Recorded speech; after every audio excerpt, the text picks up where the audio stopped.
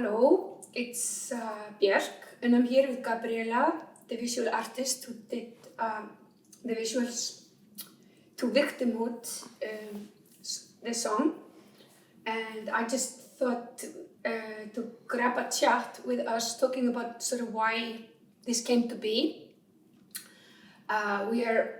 She's one of my best friends, so we hang out quite a lot. Especially in COVID, I was blessed with being in her COVID bubble. So I think I remember coming to her living room, which is also her studio, which was full of, always full of like whatever work she's working on at the time.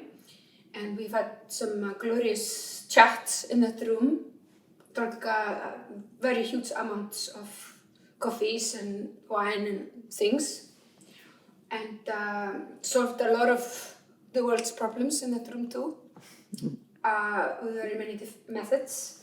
But I walked once in a room, maybe, I don't know, a year ago, and there was this smell. I remembered, I got like a flashback from my childhood, and because my grandmother, she used to always paint, and I remember the smell of oil paint. And also Gabríela, who usually her color palette is like black and a lot of pastel colors, that she sort of treats in a very idiosyncratic way, and weaves into her own mythology, and sculptures and paintings and mythology. But certainly there was like blue everywhere, dark blue, and I was like, which is actually the color my grandmother painted most in. And Gabríela, she is new because we are actually related, so we both remember her paintings from our childhood. So I was just walked into Gabríela's room and I was like, wow, this is new. What's going on here? Can you try to describe it to me? Yeah. I used to paint always in acrylic colors, but I decided I was like a bit like bored of it. So I thought like, I take the oil paint now because it's more like classic. And I was thinking about the old masters and I thought like, blue. Everybody had like their blue period. And I was like, I have to do that too, somehow, because I never used the cobalt or the ultramarine blue color. So I really need to make everything like kind of blue now, like the blue period, my own blue in the world. And I started, and everything was blue and more blue, and they were so beautiful. The oil painting, they had so much depth in them. So I was like, okay, I'm just going to make everything blue until the end of my life. But of course, it was like some blue paintings, and then it's so funny when you decide something like this, you also start to want to do as well like the opposite color of the color you were deciding on doing. So there was like blue paintings, and then there were like orange paintings as well that had to come out at the same time. But the blue, the night spirit, that was like the first one. Yeah. And he's the character in the visuals. Yeah, because I was kind of in a different way, but similar way. I was kind of doing a whole album which was all about mushrooms, and I was like doing a lot of preparing a lot of visuals with sort of dark green and dark red, and then I had this one song on the album which was like very different, like from all the other songs, and I remember when I played you the whole album in one go, which was actually in this room where we are now, in Grandi. That was the song that resonated with you. Like you liked that song, and And I was like kind of a little confused because I was thinking, oh, I don't think that's going to be a first single or in the beginning, but okay, I have to respect that instinct. But then it was kind of perfect because we did the whole sort of representing fossora with like mushroom theme and all that sort of stuff. And then it's always sometimes one of my favorite things with albums, they come after this kind of duty of introducing the album to the world. You are free of that. You don't have to worry about that anymore. Mm-hmm. And then comes, you can rather release songs just like on their own, like when we did All Is Full of Love. That video came out like, I don't know, a year and a half after the album, or even 2 almost. And it just became its own little like bubble. And I think we were also talking, also if I talk a little bit about the lyrics, for me, it was like a strange subject matter because it was something I talked about a lot on Vulnikura, a little bit on Utopia, and then I was just like, okay, this subject matter, I'm tired, bored of it. I'm over it. But I had to admit when I was really super jet-lagged summer, starting to write fossora on the other side of the world, it came like the echo of the echo of the echo, like this sort of like self-pity. That was the first emotion that came up, probably a little bit jet lag, but also sometimes when you're jet lag, the truth comes out, not what you want to be, who you want to be, but No. who you are or something. And I was just laughing, like making sort of like some sort of self-pity blues, and asked the engineer I was working at the time to find foghorns, and we were just in this kind of Seattle kind of fog that comes in the mornings in this little strange lake. So it was just like every morning there was fog, and which I think people in San Francisco are very used to, and then it lifts off around noon. So it's like this very strange, like you depressed before lunch and after lunch you're fine. So it was like a very strange sort of, it is a big deal, this song, this melancholic self-pity, but then around noon it just evaporates. It's not that big of a deal. So it was kind of a very strange song. Mm-hmm. And that also maybe influenced that the song has kind of 2 sections. It's the first section, which is basically just self-pity. And then the second half is when you are trying to like work it through and try to sort of, okay, come on, get off your legs, get alive, and the clarinets start to go like fast, and the action sort of starts. So if I go back to your visuals, I was telling you all these stories about the song, and you kind of totally got it and understood what it was about, and we felt this was really like the same universe. And then it was actually just yesterday when we put the lyrics on, the animation, when I kind of, wow, it was connecting a lot of dots for me, like I don't know, it's just something interesting with language, when you not only hear it, but you also see it. It unified the visuals and the song, and this kind of archetype sort of talk, about I don't know. What do you think? It's a lot. Yeah, I think it's like when we were, I was absolutely fascinated by the song. When I heard it, it was just like I couldn't forget the song. It was, and I had like some dreams about it too. So it was so connected somehow, because it was like a deep connection just from the first time I heard it. And I went through all kinds of dreamscapes around it, before we met in the painting idea. Mm-hmm.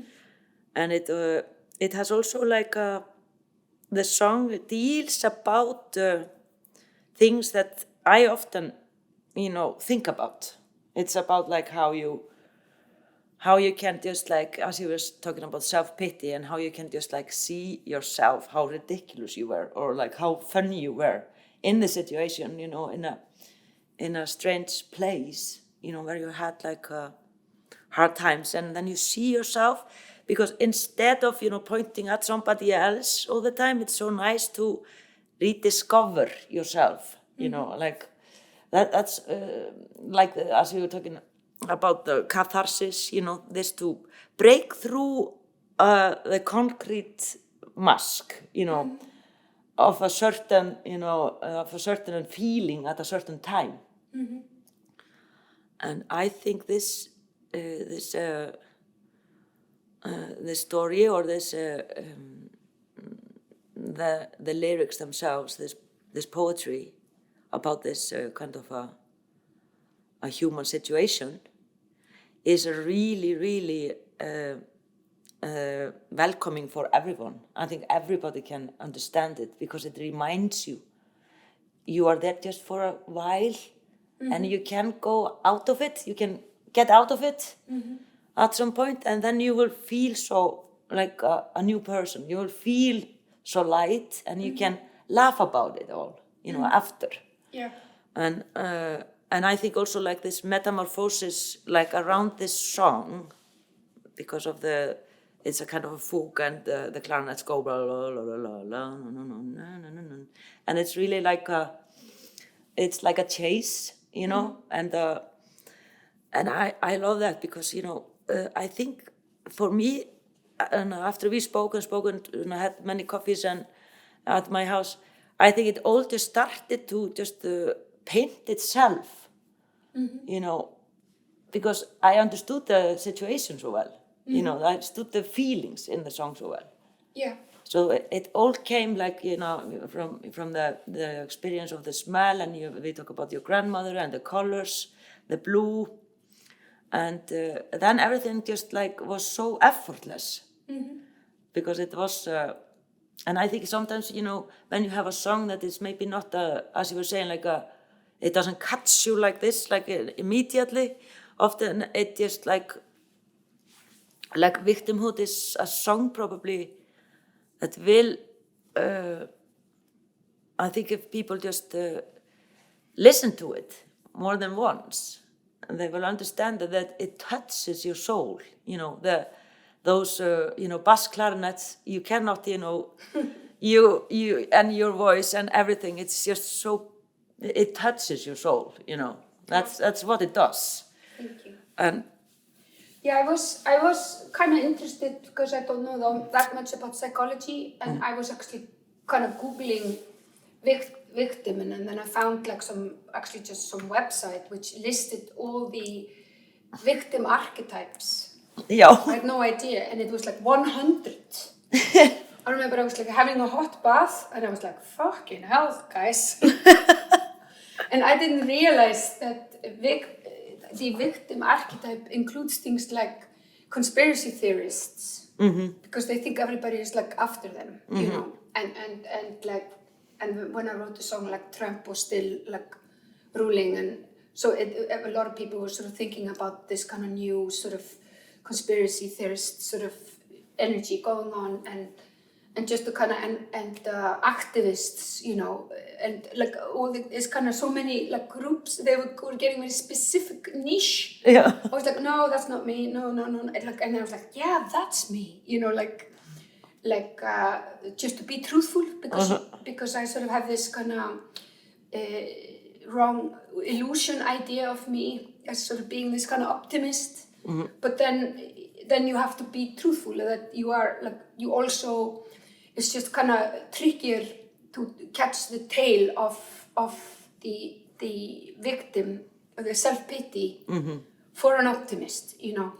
But I think also we were talking about, I don't know if this is too revealing, but this kind of sometimes it becomes the role of the women to, in difficult situations, to take on the catharsis and emotional work. And if there is some like dark shadows or forces in a situation, we kind of take it and okay, we'll do it, and we go through it all and kind of like convert it into sort of good energy and kind of like the other family members, we want them to not have to do it. They're like, we'll do it, we'll take care of it. And but then that's like a strange sort of victim hat too, which is sort of, because it was your choice, nobody asked you to do that, it's like you sort of, you chose to do that. So it's also, that's maybe where the humor comes in and helps, like you were saying, the owl that is floating above, that sees the view and says, wait a minute, especially time, when a long time has passed, like 10 years or something, then you can go, oh, okay, you had a choice, you didn't have to do that, No, but so yeah, so I just think that's very, very, very interesting. Yeah, I don't know what more to say. I just love these paintings so much. They're just so magical, and these characters, they just have such deep meaning for me.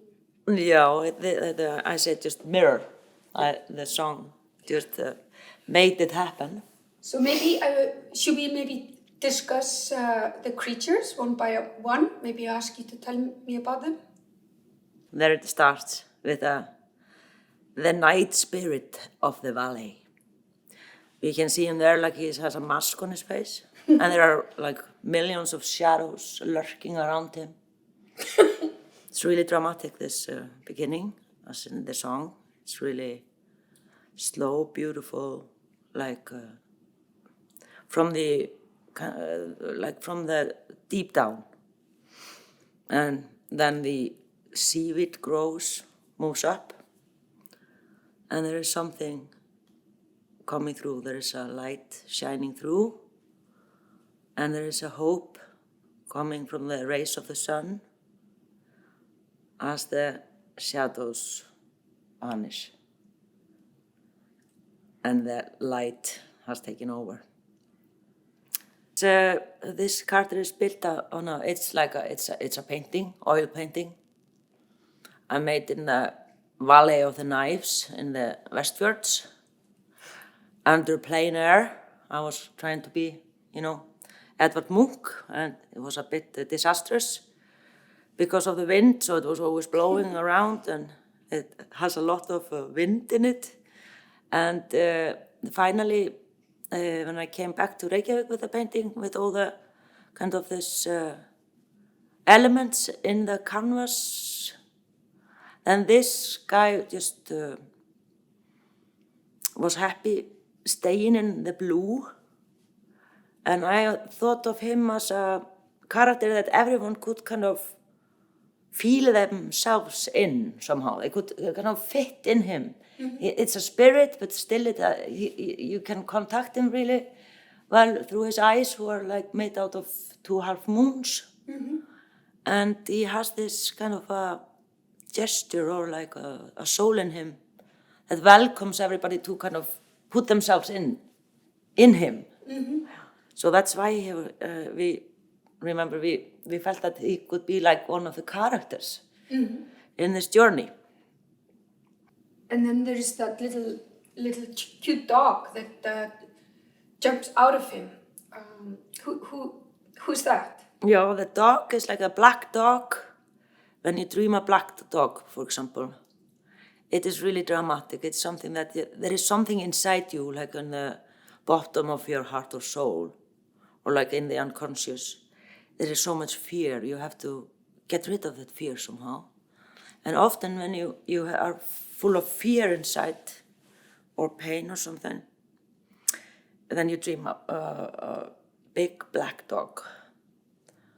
And often you put your hand in its mouth and he bites you or something like that. This is a very, very healthy dream. It's good for you because it releases, it purges out the fear.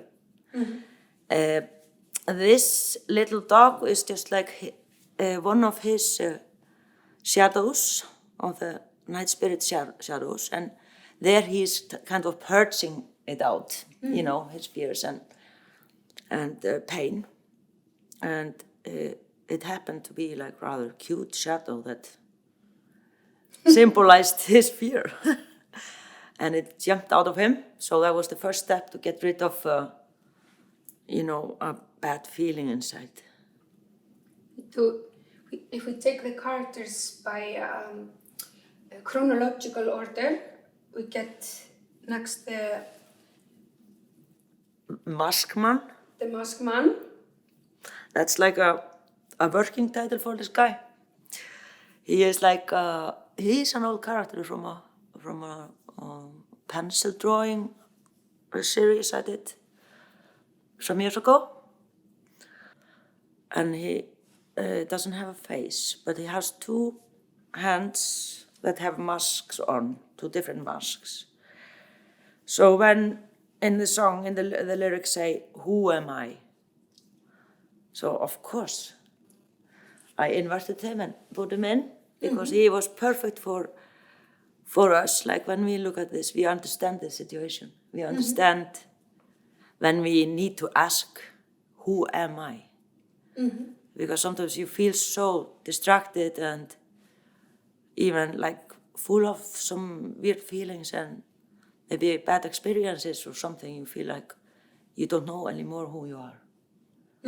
Yeah, and that's why he was so perfect there, I think. And then there is the three ravers. They're very good dancers. They're like...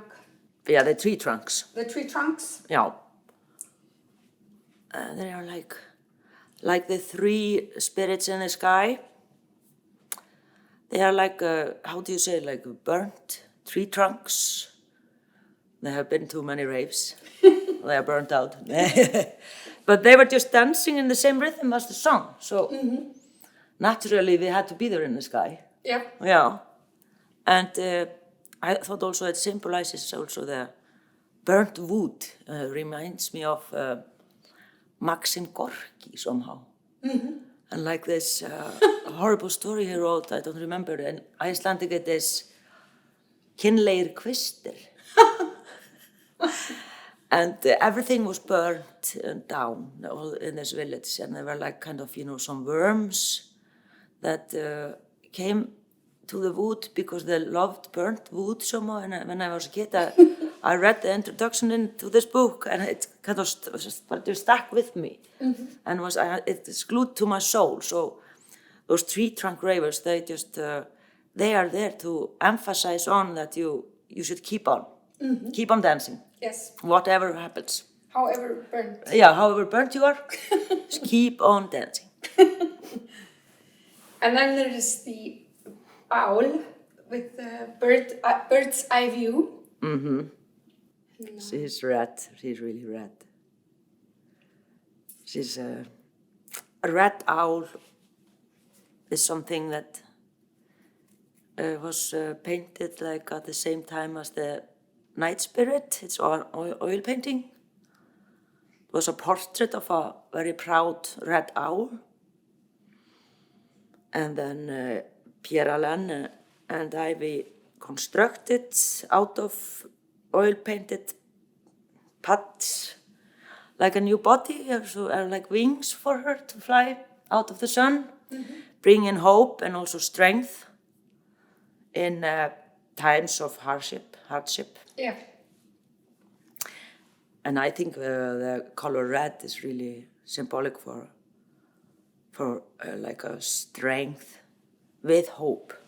It is the life, just hello, you. As in the song, I love this moment in the song because it's so important.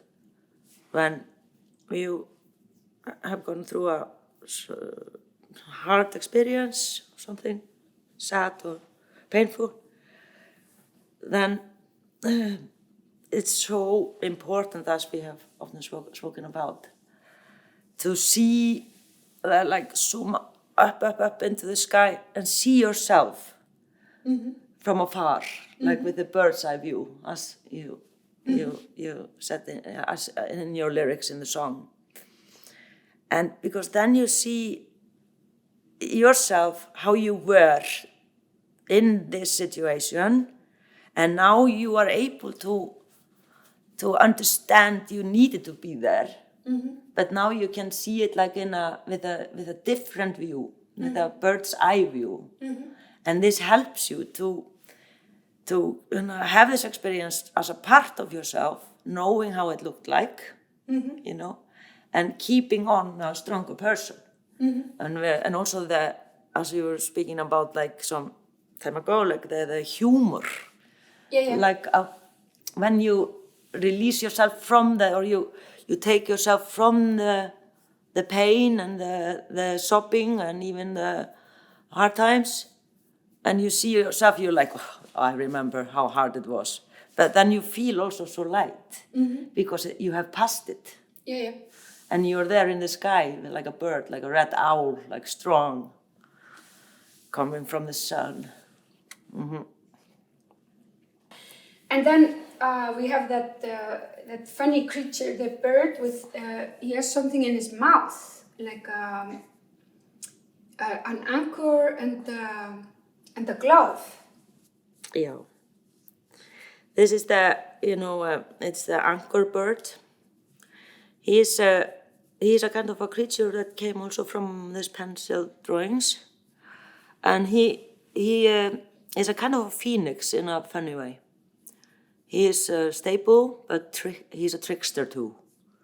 You can count on him on some occasions, but you should be aware of him in other occasions. And then there are all the creatures in the cliffs. They're also very interesting and handsome. Can you tell me about some of them? Yeah, this is like the abyss and the cliffs, or the side cliffs, the very steep ones. There is the girl. She is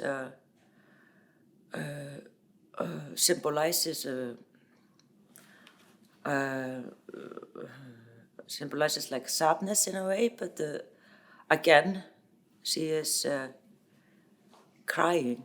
She is crying little stones out of her eyes. And in the end of she is animated that way, that the tears that go from one eye and then they end in her throat. This symbolizes like a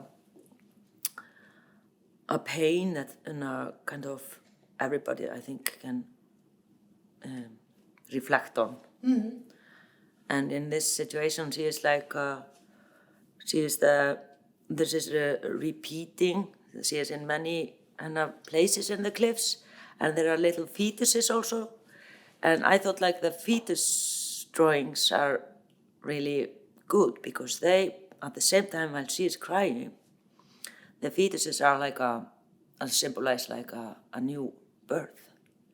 So it's both like sad, but at the same time it's birth. Like, when you put something out and something else gets born. There is a new life in it also. So that's why and then there are little creatures which are like kind of astro bird. There's an astro bird and an astro cat that live in these cliffs like puffins. And there is like a double in one. There is like a hybrid bird that lives in one of the caves in the cliffs too. And they are just normal spirits that are just dealing with the daily life there. And when the spirit is falling, they just keep on their daily routine. And then we reach the bottom of the first level. Who's this orange guy? This is Orpheus.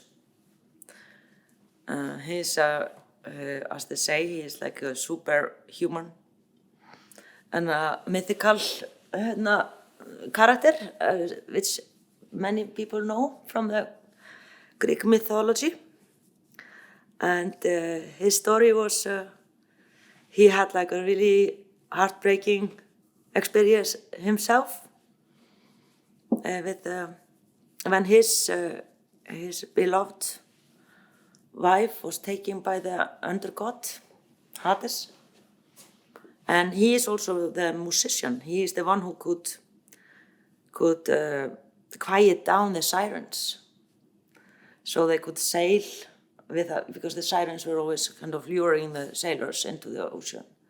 But he was the musician who could actually, his music was so beautiful.